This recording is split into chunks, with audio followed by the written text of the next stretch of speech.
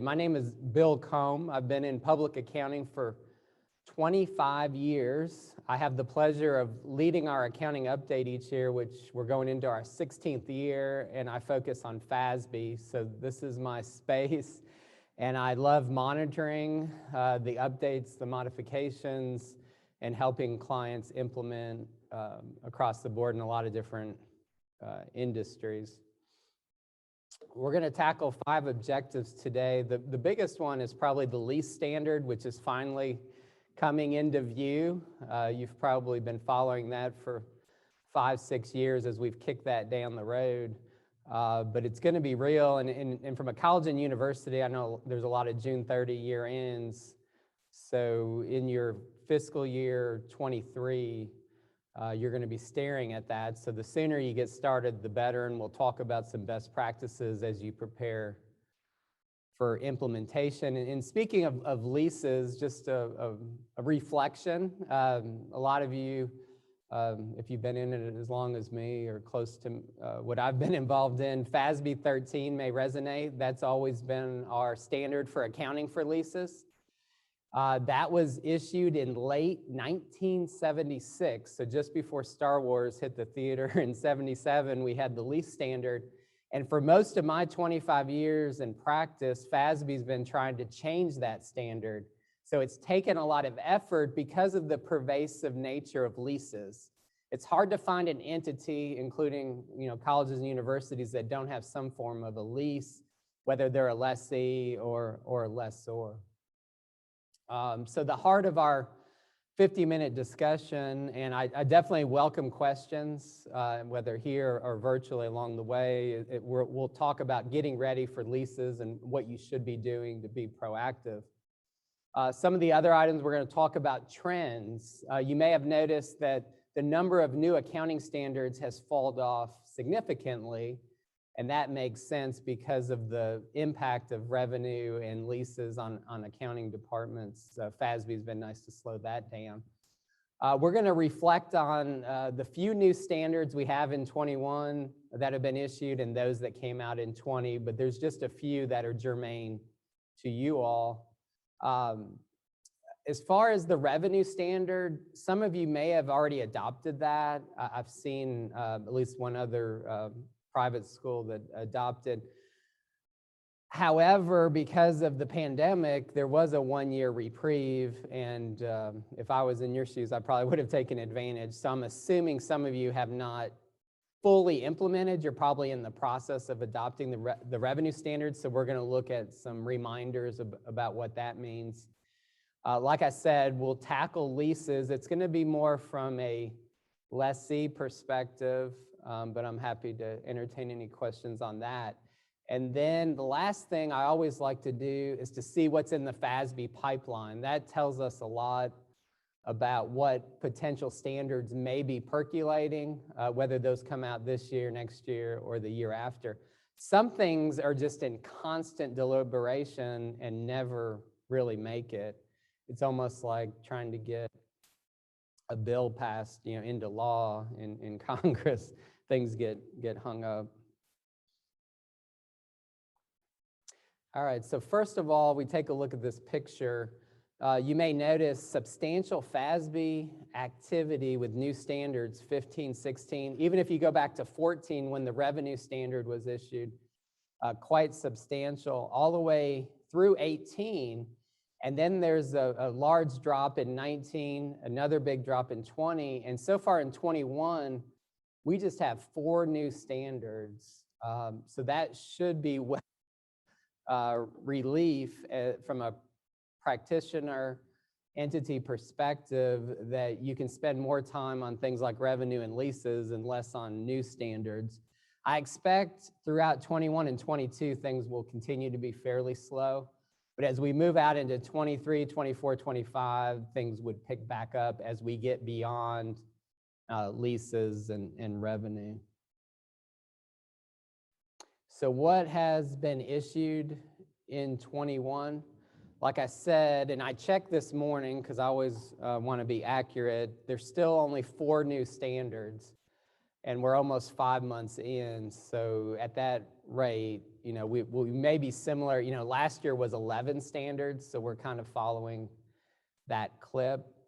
One item here that is maybe germane to you all is if you have goodwill, you may have struggled a little bit with evaluating triggering events, because under the existing standard, if there's a triggering event like the pandemic, you're supposed to address it on an interim perspective, even if you're only focused on GAAP annual statements.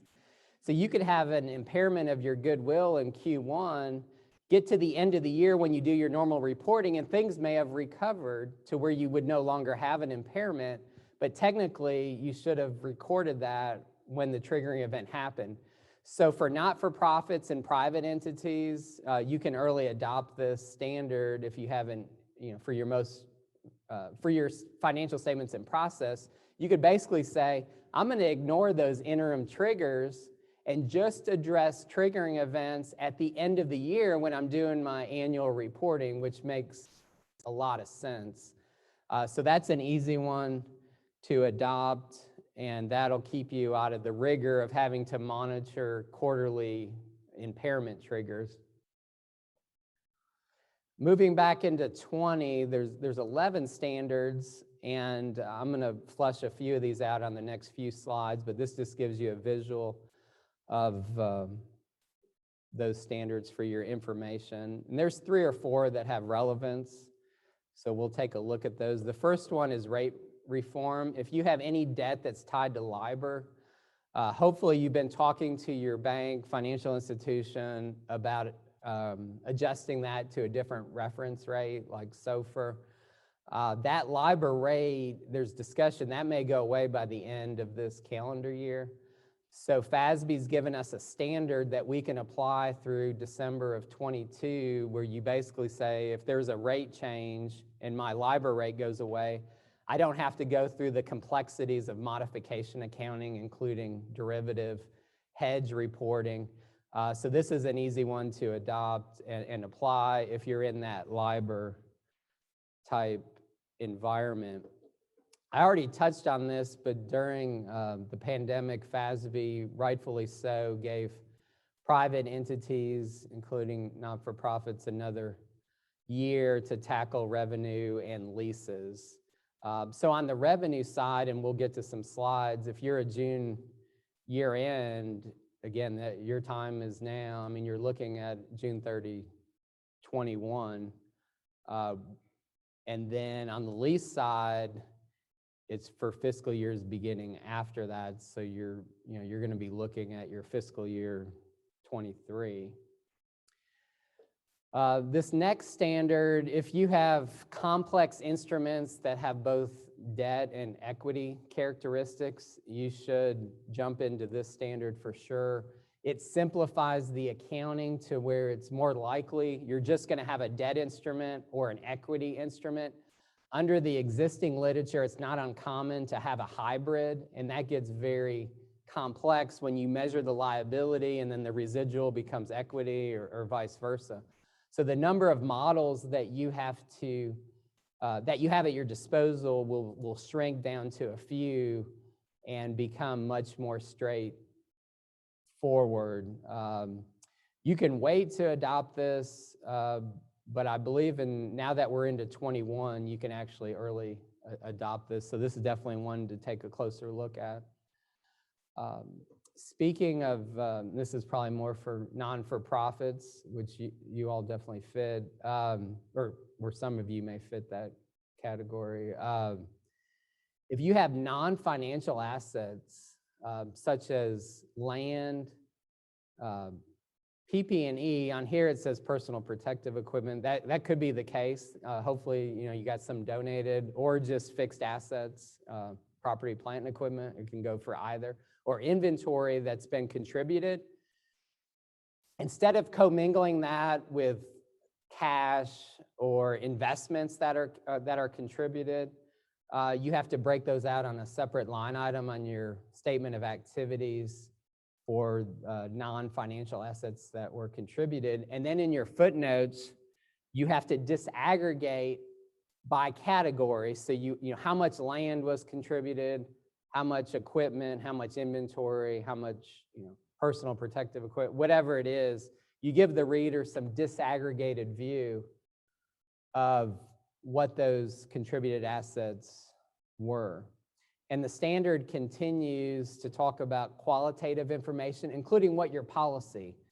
As a non-for-profit, do you really want to hold on to that item? Can you use it in your operations? Or more likely, are you going to monetize it? So what's your policy when someone contributes land, equipment? Do you bring it into operations or do you monetize it? So that needs to be clear. And then if the donor has any restrictions, those should be disclosed. And it still comes down to valuation. So how are you valuing that land? How are you valuing that equipment? What are your inputs? All of those requirements are still in play. So this applies for fiscal years after June 15th, but you could early adopt that. So hopefully you realize there's not a lot of new stuff out there, so that should be a good thing. Hopefully you appreciate that, but we still have revenue and leases to deal with. So the next section gets into revenue.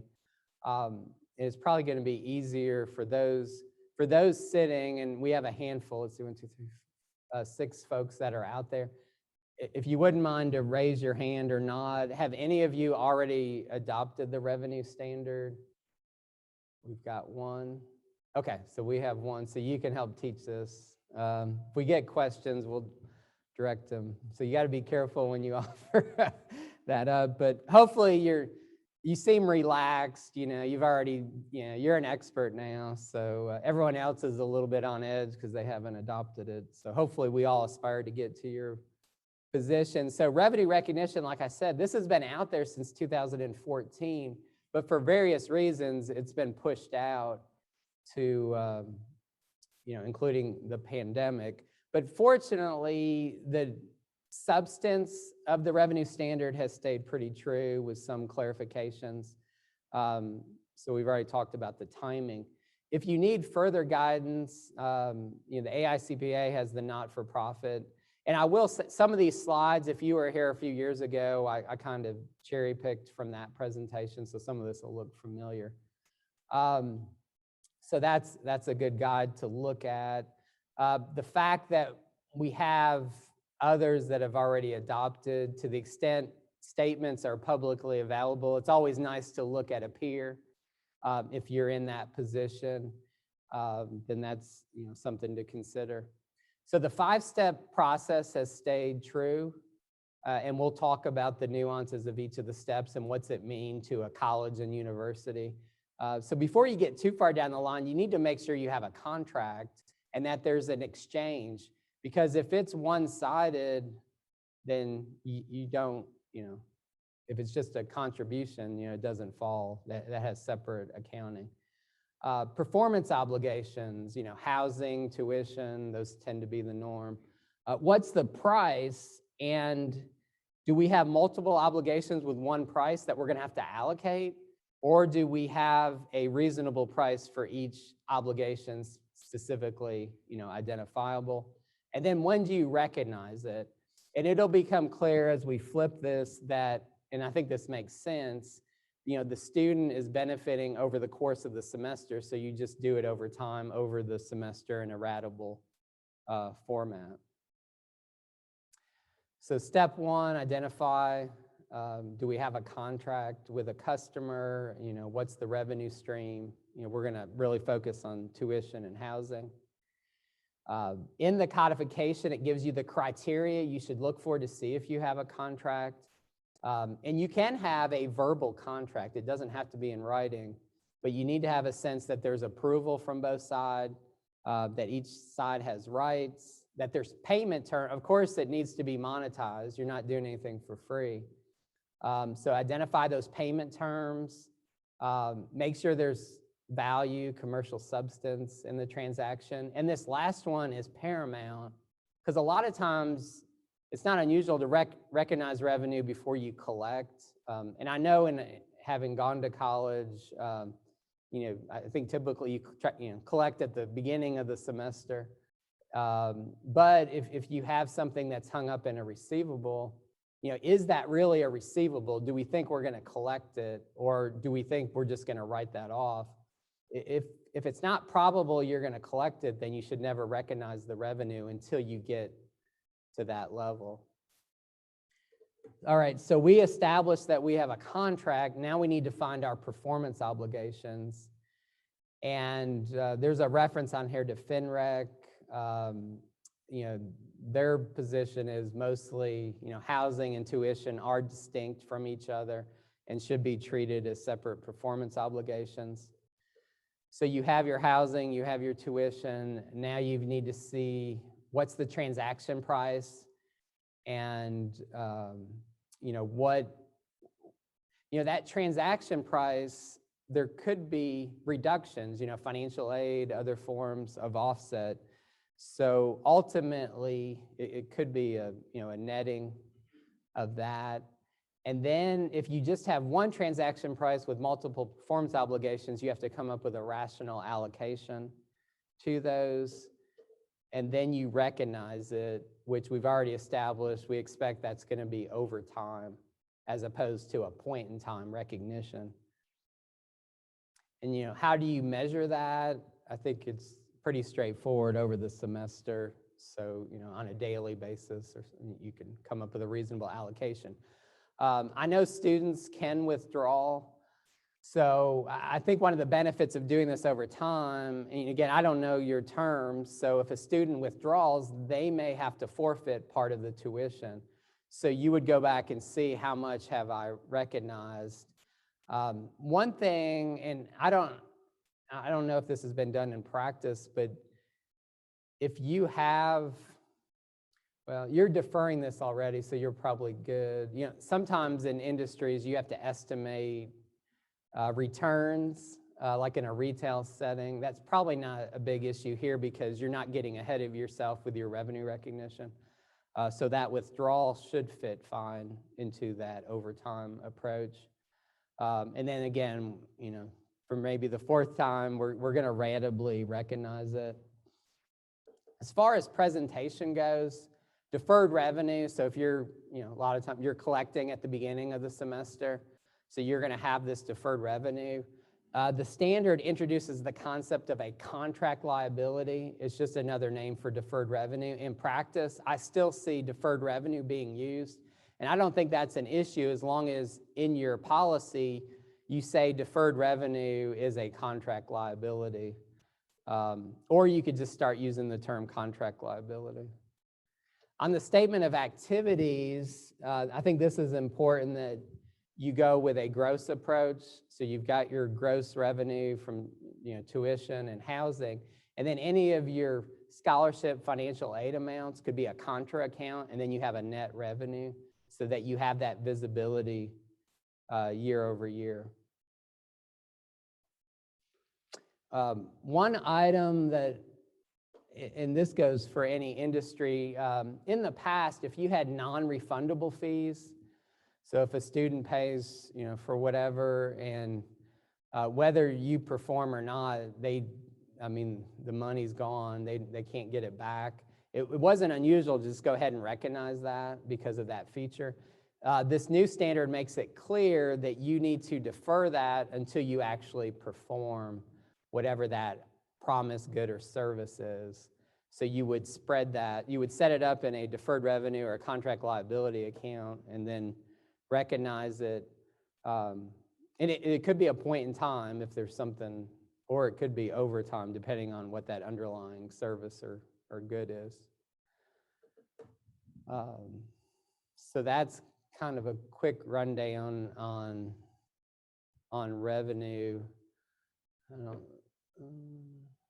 Okay, we're at the halfway point, so I'll catch my breath. Lease is interesting. I'll tell you from practice, revenue in certain industries has really rocked their world with changes and debits and credits. Everyone's dealing with more disclosures, especially public companies. But on the lease side, it's really hard not to have to deal with this. And for the most part, your net results, on the statement of activity, revenues and expenses aren't going to change, but your balance sheet or your statement of financial position is going to be grossed up with these right-of-use assets and liabilities. So I think it's created, I think, a lot more time and effort is going to be needed around leases, and then managing those as you move forward, because the definition of a lease has changed. So from a definition perspective, we've put up here side by side the existing definition and then the new definition. The difference is identifiable. Within the lease agreement, there has to be a specific identifiable asset. It can't just be some generic item you can pull from inventory. It's got to be a specific piece of equipment, a vehicle, something that you control during the lease. So that specificity is really and control. You've got to have exclusivity over it. But, from an example would be if you had a vehicle and you have, maybe there's two schools and you're trying to be very cost conscious and you're like, let's go lease this vehicle together. Well, that's not going to meet the definition of a lease because neither of you have control over that vehicle. You may want to go use it, well, it's gone. So there's not really a controllable benefit there. So that's important. So step one is, getting these leases on the balance sheet. They have to be more than 12 months, or they could be monthly if the renewal is reasonably certain. You actually have to include expected renewals into that. So you could take a short-term lease and all of a sudden be out beyond 12 months. So we'll talk about what that means. But currently in FASB, we have capital and operating leases. Under the new standard, capital leases simply become finance lease. So that's just a change in term. Operating leases are still operating leases. Before we get too far down the lease road, what's not included, and this is paramount. I'm going to give you a lot of tips to consider, but there's got to be an education of your team. If you have multiple campuses, and I know that's the case with some of you, you've got to make sure you're all using the same playbook as it pertains to leases, and you've got to know what leases are not included. So if you're leasing software, intangible assets, those are not included. If for whatever reason you're leasing mineral reserves, some sort of natural resource, those are not included. If you've got a lease on timber, animals for whatever, if you're leasing, cows, horses, those aren't included. If you're just leasing inventory, just some uniform item, that's not included, or assets under construction. So in your filtering process, as you build your lease inventory, make sure you filter out all those items. And don't forget about embedded leases. The textbook example I always give is a security arrangement. So you all probably have security systems on campus. As part of that, you probably have equipment that you control, cameras, other forms of security equipment. That is a lease if it's more than 12 months. So you would have to sit down and look at all your service arrangements to see if you have identifiable assets, tangible assets that you control. Those may fall into your lease portfolio. And then this next slide is important because unfortunately under FASB, you have to differentiate between finance leases and operating. And these first four tests you all probably have memorized. We all studied these for the exam and we apply them in practice all the time. If you have a bargain purchase like $1 at the end of the lease, if you have an automatic transfer at the end of the lease, if the economic life is more than 75%, or if the present value is more than 90%, those are all triggers that takes the lease and calls it currently a capital or soon to be finance lease. That's important, as we're going to see a picture that walks you through the accounting and presentation, especially on cash flows and statement of activities, how that can impact the difference between operating and finance. The fifth item is new to topic 842. If you're dealing with a piece of equipment that's so specialized that at the end of the lease it's really not going to have any alternative value, then that also would be treated as a finance lease. So that would be something very unique. So if you trigger one of these five, you've got a finance lease.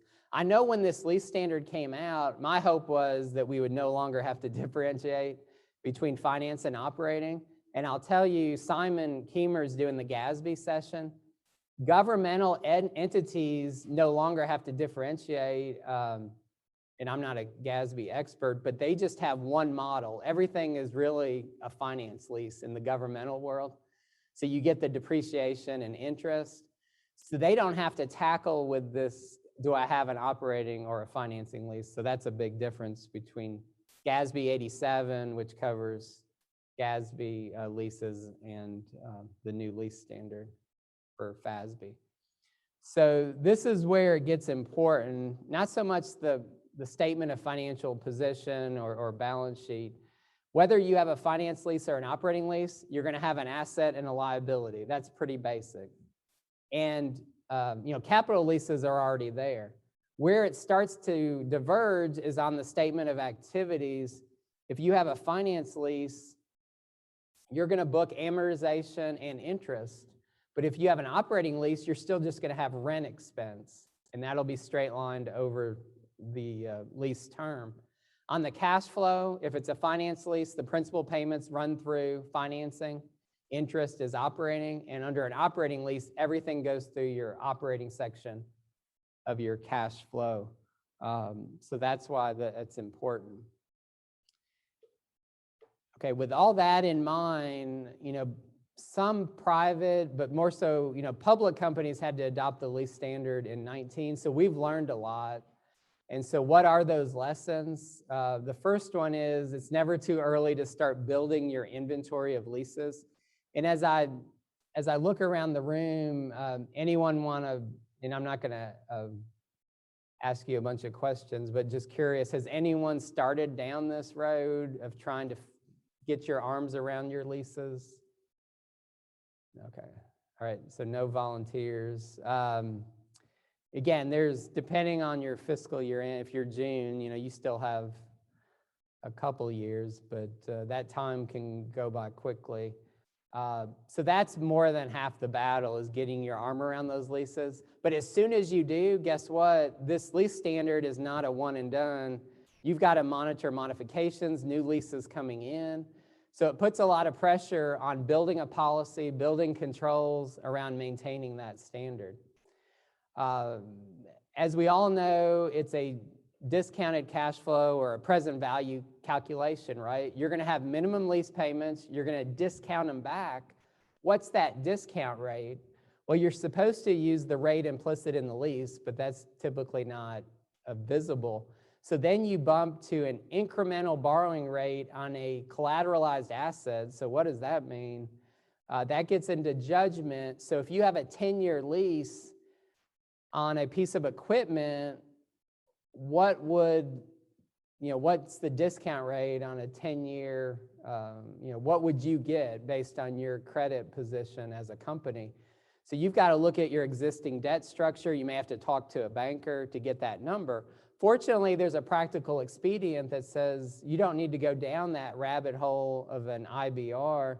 You can use a risk-free rate. So what's a 10-year treasury bill rate?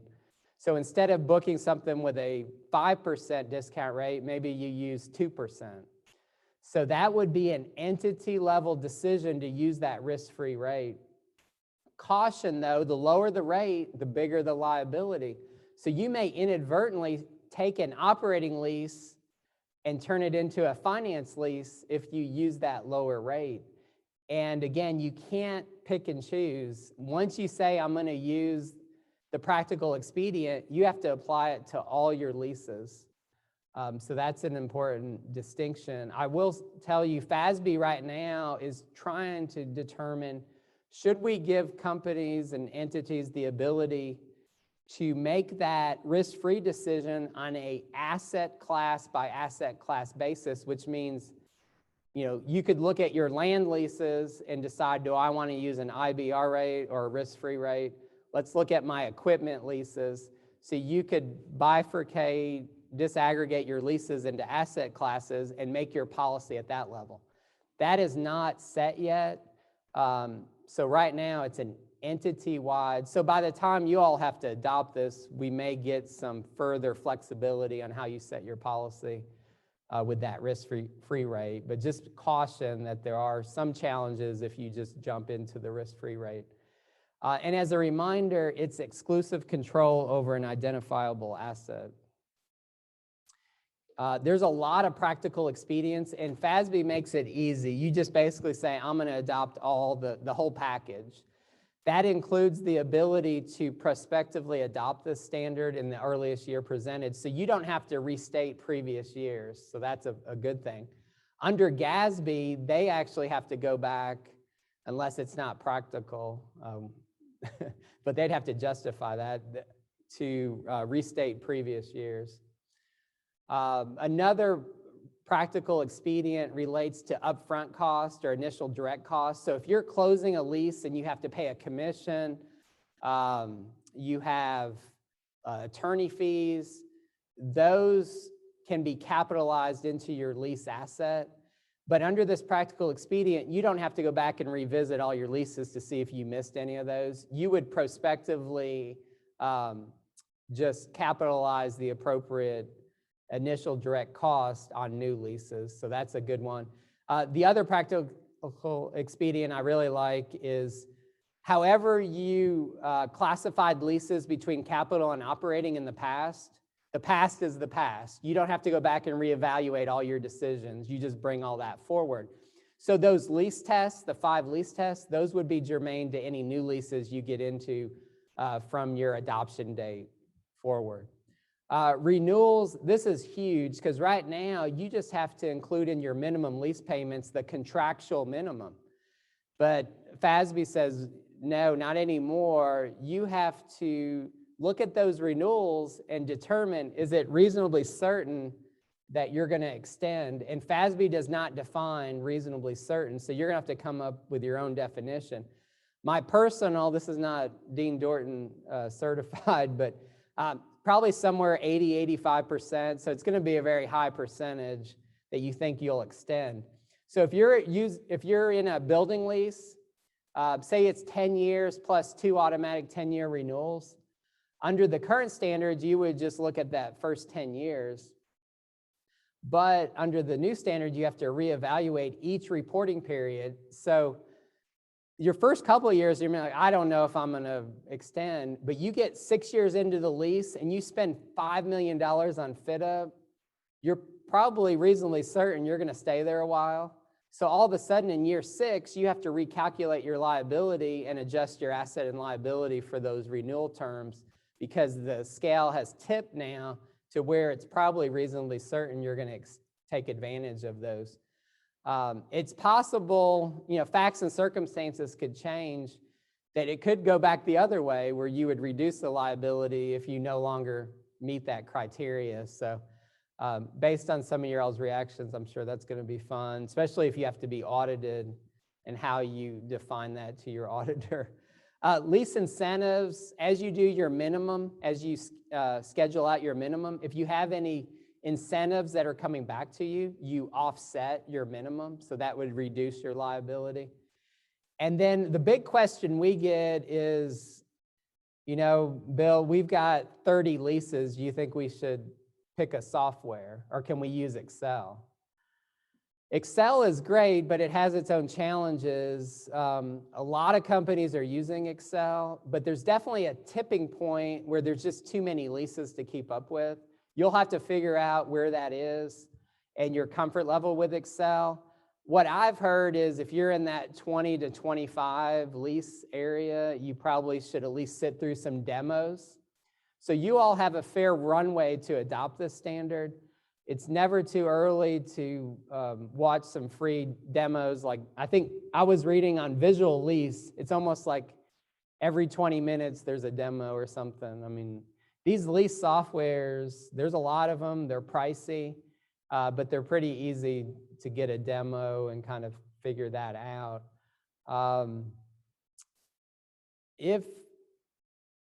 I don't know that any of you would have a lease management software, but if you did, then there's probably a functionality with that. But really, maybe the bigger takeaway is to look at your enterprise system to see if there's a lease module you can add, turn it on, integrate that into your existing accounting system. So again, that's a system. Again, a lot of things that need to be evaluated. There was a FASB lease roundtable back in September that I watched, and they reiterated a lot of points that I've already mentioned. Two things I will say: the Private Company Council is looking at maybe lessening the disclosure items, which I'll show you here shortly. And then a lot of you may be thinking about materiality. If you step back and think of it, we can draw an analogy to capital expenditures. You probably have a policy that says, if it's below 5,000, we expense it, or 3,000. FASB does not specifically allow for a de minimis amount, but it doesn't say you can't do it. And from this FASB lease roundtable, my takeaway was, as you develop your lease policy, you should consider a de minimis amount, because that's going to save you from having to book all these copiers and other de minimis leases. So, and even international reporting standards has a $5,000 de minimis, and that's per lease.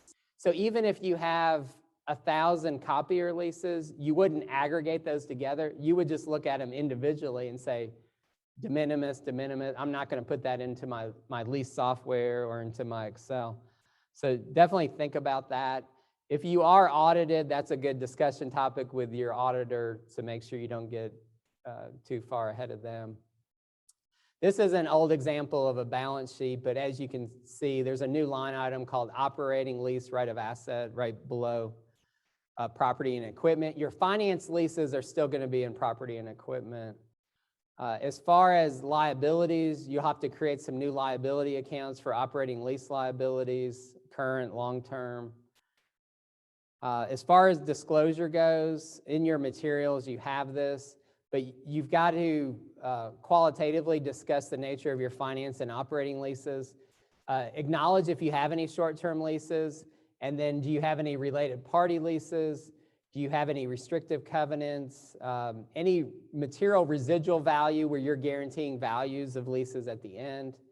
And then here's a table that the AICPA provides that walks you through the quantitative requirements. Again, the Private Company Council is looking at trying to minimize this for private entities, but there's a lot here to pick up. So not only setting up new accounts, but new disclosures to keep up with.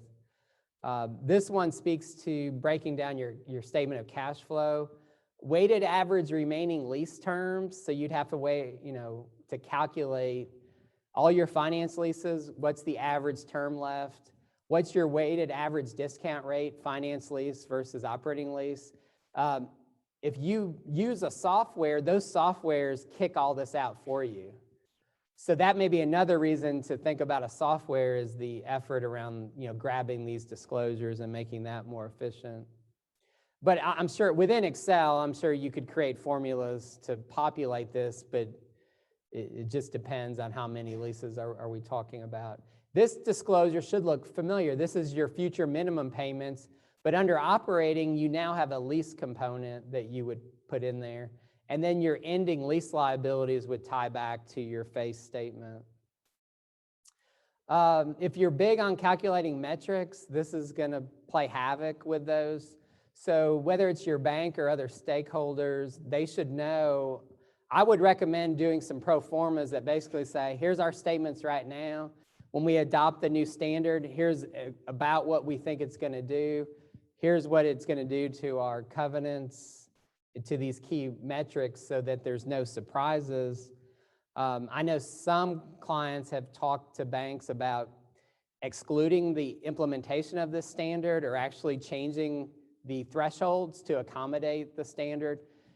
Don't wait until after everything's done. Try to get ahead of this with your stakeholders, boards, so forth. We only have a few minutes left, so I'm not going to ask you to study this, but the standard 842 has a lot of great examples. These two, this first one describes a lease because there's 3 specified physically distinct dark fibers in this arrangement. This next description talks about specific amount of capacity that they're going to get in this cable, but it's not an identifiable asset like the other example. So the first one would be a lease. This one is not a lease. Next thing to be mindful of is if you have maintenance built into your lease, that's a non-lease component. So technically you're supposed to allocate so much to your non-lease component and then book the lease component. But there's a practical expedient that says, if you don't want to spend the effort to split those apart, you can just treat the whole thing as a lease. Of course, the lease liability will be higher. Let's see. I think a lot of you probably have footnote disclosures right now that says you're evaluating the lease standard. If you get to a point where you have a range of where you think this is going to be, you should disclose that. And that's what this example talks about. Here's some more softwares if you want to look up Tango Analytics, AMT Direct, Cost Manager, Lease Query. There's plenty. You can Google it and spend weeks and weeks going through demos, but you may want to look at a few and price those out.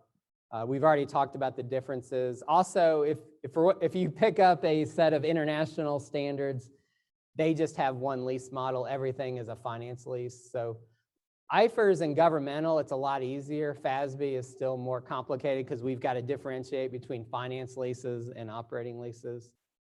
This slide is really helpful as you set out your plan of attack. So you kind of think about where are we.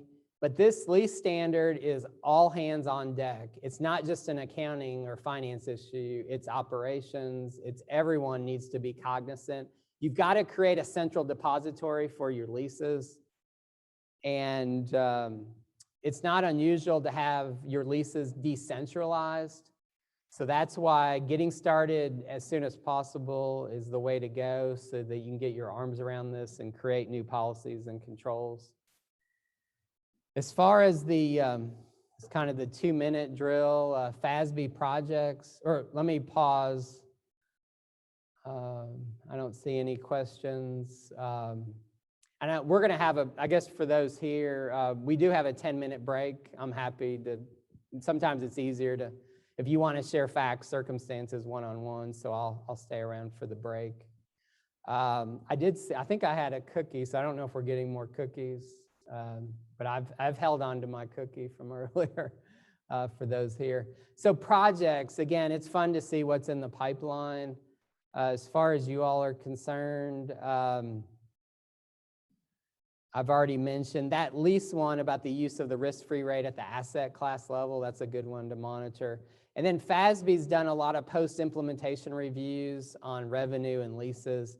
And then CECL, I don't know if that's a big impact to this space, but current expected credit losses, public companies adopted, or larger public companies recently adopted that. The good news is it had very little impact on trade AR. So the adoption of that for private entities is in 23. So there's a good chance that that doesn't have much impact. But if you have financing receivables, I mean, if people are supposed to pay you and you record those, that could come into play here as you analyze the likelihood you're going to collect that receivable.